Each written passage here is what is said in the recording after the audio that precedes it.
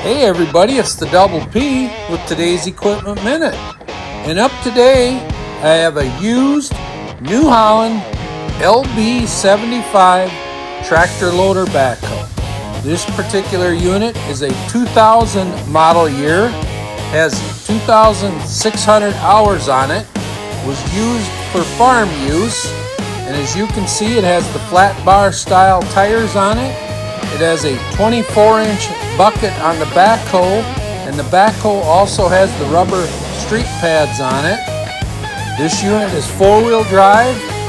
We've checked it over, washed it up. It's ready to go to work.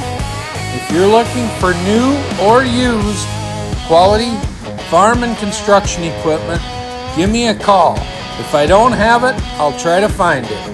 The chips are never down when Paul's around.